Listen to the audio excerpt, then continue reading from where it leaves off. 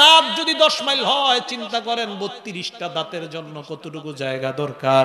ওই দাঁতগুলা যেই দেহের মধ্যে থাকবে, দেহটা কত বড়, ওই দেহটা যেই শরীরের মধ্যে থাকবে, শরীরটা কত বড় হবে।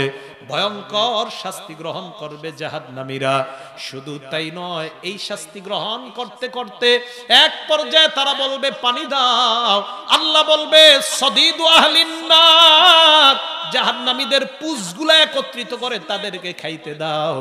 জাহান্নামীরা পুঁজগুলা খাবে, গলার মধ্যে যখন যাবে, মাথার খুলিগুলা গরমে গলা দিয়া যাওয়ার সময় ওই জাহান্নামীরা বলবে আল্লাহ আর পান করতে পারি না।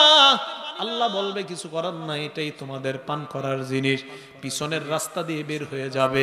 জাহান্নামীদের অবস্থা হবে এমন ভয়ঙ্কর, আর জান্নাতীদের অবস্থা হবে এত আনন্দদায়ক। জান্নাতীরা জান্নাতের নেয়ামত ভোগ করতে থাকবে।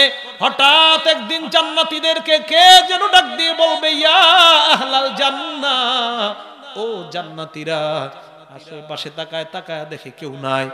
জান্নাতীরা যখন দেখে কেউ নাই, গায়েব থেকে একটা আওয়াজ আসবে, ওই আওয়াজ থেকে বলবে এ জান্নাতীদের দল।